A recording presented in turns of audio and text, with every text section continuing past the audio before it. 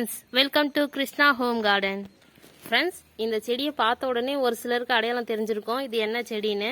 அப்படி தெரியாதவங்களா இருந்தால் பார்த்துக்கோங்க மக்களே. இதுதான் முந்திரியினுடைய செடி.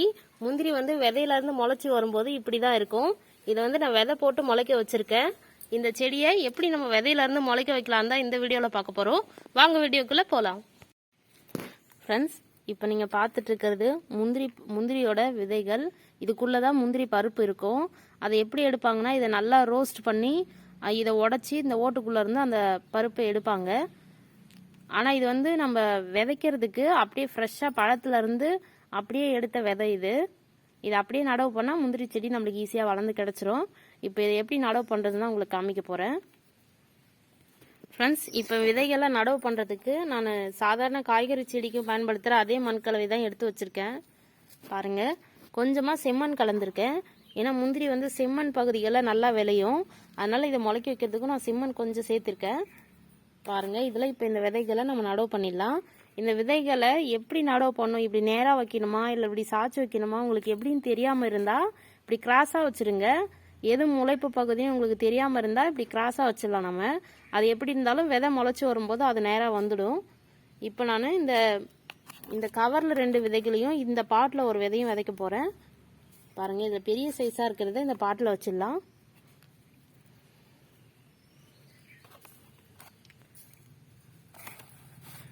இதுக்குள்ளே இன்னும் கொஞ்சம் மண் போட்டுக்கலாம்.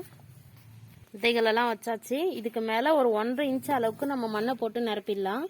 ஏன்னா விதை வந்து இது ரொம்ப பெருசாக இருக்கக்கூடிய விதைகள் தான். அதனால நம்ம நல்லா மூடலாம். ஒரு 2 இன்ச் அளவுக்கு நல்லா மேலே மண்ணை போட்டு கவர் பண்ணிடலாம்.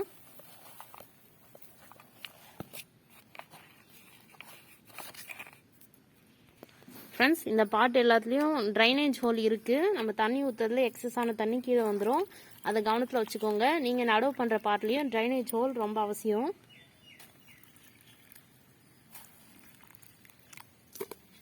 பாருங்க, தண்ணி விட்டாச்சு. இதை வந்து ஒரு நிழல் பாங்கான இடத்துல வச்சிடலாம். விதைகள் நல்லா முளைச்சி வர வரைக்கும் கொஞ்சம் நிழலான இடத்துலயே இருக்கட்டும். இது எத்தனை நாளில் முளைச்சி வருதுன்னு உங்களுக்கு காமிக்கிறேன். ஃப்ரெண்ட்ஸ், நம்ம முந்திரி விதைகளை போட்டு 15 நாள் ஆயிடுச்சு. பாருங்கள், இப்போ ஒவ்வொன்றா முளைக்க ஆரம்பிச்சிருக்கு. ஒன்று கொஞ்சம் நல்லா முளைச்சி வந்துருச்சு. இன்னொன்று இப்போ தான் கொஞ்சம் லைட்டாக முளைப்பு வருது. அது வந்து விதையோட முளைப்பு திறனை பொறுத்து ஃபஸ்ட்டு முளைச்சி வர்றது முளைச்சி வந்துடும். கொஞ்சம் கம்மியாக இருக்கிறது கொஞ்சம் லேட்டாக வரும். இன்னும் இந்த கவரில் போட்டது கொஞ்சம் லேட்டாக தான் வரும்னு நினைக்கிறேன்.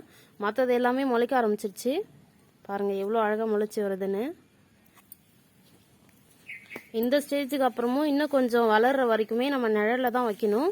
கொஞ்சம் நல்லா விதை முளைச்சி ஒரு கொஞ்சம் உயரமாக வளர்ந்ததுக்கப்புறம் வெளியில் எடுத்து வச்சுக்கலாம். அது வரைக்கும் உள்ள நிழல்லே வச்சிடலாம். இன்னும் கொஞ்சம் வளர்ந்ததுக்கப்புறம் உங்களுக்கு எப்படி இருக்குது செடின்னு காமிக்கிறேன். ஃப்ரெண்ட்ஸ், நம்ம முந்திரி விதைகளை நடவு செஞ்சு 25 நாள் ஆயிடுச்சு. பாருங்கள் எவ்வளோ அழகாக வளர்ந்துருக்கு செடின்னு. நம்ம 3 விதை நடவு பண்ணியிருந்தோம். அதில் வந்து ஒரு விதை முளைக்கலை. மற்ற 2 விதைகளும் ரொம்ப அழகாக முளைச்சி வந்திருக்கு. அதனால நம்ம விதையை தேர்வு செய்யும் போது நல்ல பெரிய அளவில் இருக்கக்கூடிய நல்ல திருச்சியான விதையை தேர்வு செஞ்சு வளர்க்கணும். பாருங்கள், அதில் வந்து முளைப்பு திறன் ரொம்ப கம்மியாக இருந்ததால் அந்த விதை சரியாக முளைக்கலை. மற்ற 2 ரொம்ப அழகாக வளர்ந்து வந்திருக்கு. நீங்கள் நம்ம சேனலில் முந்திரி குருமா எப்படி செய்யுதுன்னு ஒரு வீடியோவில் பார்த்துருப்பீங்க. அதில் வந்து பச்சை முந்திரி நான் உங்களுக்கு காட்டியிருப்பேன். அது வந்து ஓட்டை எடுத்த முந்திரி. அதை வந்து ஓட்டை நீக்கிட்டோன்னா அந்த முந்திரி அப்படி இருக்கும். இப்போ நம்ம நடவு செஞ்ச விதையை வந்து ஓடை நீக்கிட்டா அந்த மாதிரி தான் இருக்கும் உள்ளே இருக்கக்கூடிய பருப்பு.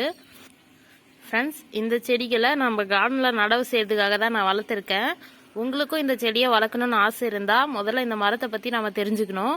இந்த மரம் வந்து உயரமாக போகாது, படர்ந்து வளரக்கூடியது. அதிகமான இடத்த ஆக்கிரமித்து வளரும். இது நீங்கள் முந்திரி மரத்தை பார்த்தவங்களா இருந்தீங்கன்னா உங்களுக்கு தெரிஞ்சிருக்கலாம் அது வந்து எந்த அளவுக்கு படர்ந்து வளரும்னு. தெரியாதவங்கன்னா அதை நீங்கள் நெட்டில் சர்ச் பண்ணிங்கன்னா நிறைய அந்த முந்திரி மரத்தினுடைய வீடியோஸே நிறைய பேர் போட்டுட்ருக்காங்க. அதில் பார்த்து தெரிஞ்சுக்கலாம் நீங்கள் எந்த அளவுக்கு படர்ந்து வளரும்னு. இது வந்து செம்மண் பகுதிகளில் அதிகமாக நல்லா செழித்து வளரக்கூடியது. ஒருவேளை இதை உங்களால் கவாத்து பண்ணி பராமரித்து வளர்க்க முடியும்னா நீங்கள் நடவு செஞ்சு வளர்க்கலாம்.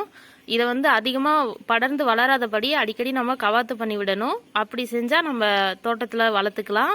நானும் அப்படி தான் முயற்சி பண்ணலான்னு இருக்கேன்.